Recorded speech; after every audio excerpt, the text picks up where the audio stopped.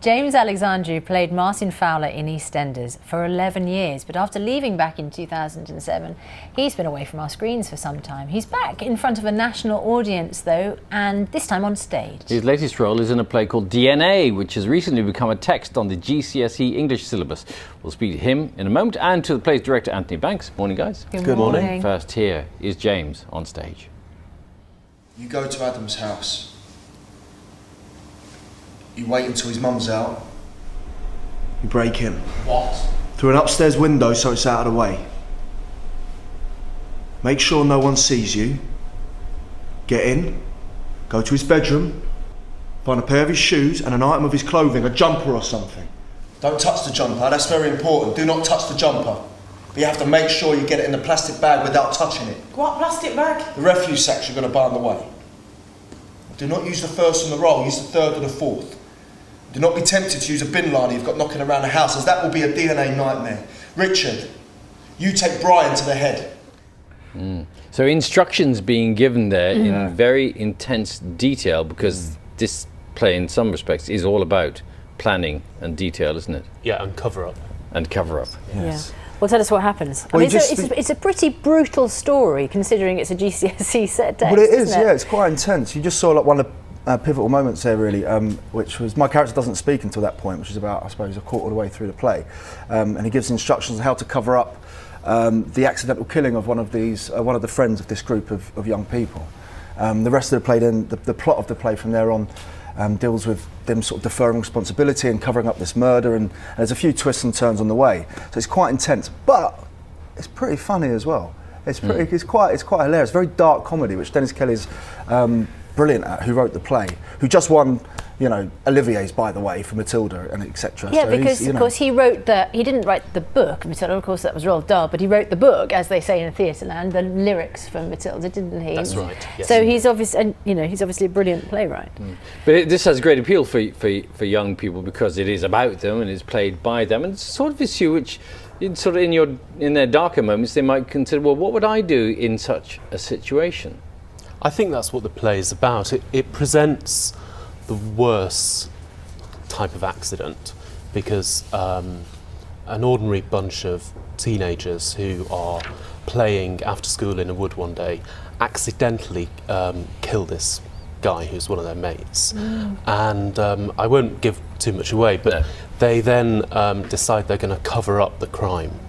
And of course it just goes from bad to worse. But as James says, it is hilariously funny. I think that's the genius of the play, actually, that Dennis has managed to make it really compelling, and you'll be on the edge of your seat. But it's also very contemplative. I think, James, there are some things which teenagers can do. Watch something that's really brutal and really funny, which I think sometimes when we're older we can't, because we're so sort of upset by the awfulness that's happened, that the idea of laughing then in some way about it would be really difficult. Yeah, well, I think it's a great place to put the audience, when they feel slightly uncomfortable at laughing at something that they really shouldn't be laughing at, and I think that's great. And what it does, and what's great about the play, is that it facilitates a conversation about something deeper than just covering up the killing. It's about it's quite existential, this play, and it's about the nature of reality and what's real and what's not, and are we responsible for actions, or is it all determined? Which all sounds rather large and big right now, but you watch the play, you don't realise that's happening at the time, I think, and that's what's great about it, because it's sort of delivered through comedy and humour. And your character's quiet through long periods of the play, and then, as we've seen, just suddenly gets sort of bursts. So that's lovely, because you don't get to speak for ages, don't learn many lines, and then you steal the whole show. It's quite nice. Everybody looking at you saying, when's he standing there for? When's he going to say something? Yeah, exactly. Yeah. And how different is it? I mean, obviously, everybody knows you from Eastenders, and that is little bursts of kind of dialogue and presumably long periods of inactivity as well. Yeah. But such a contrast being on stage. Yeah, I suppose so. Yeah, I mean, it's completely different. It's chalk and cheese, I suppose. Theatre's, it's great because it's live, and anything can happen, and someone might sneeze during a line they're not meant to, and you sort of roll with the punches. And TV and film, I think, is slightly different. It's more refining. I guess also that they're touring this for I think it's 5 months, isn't it?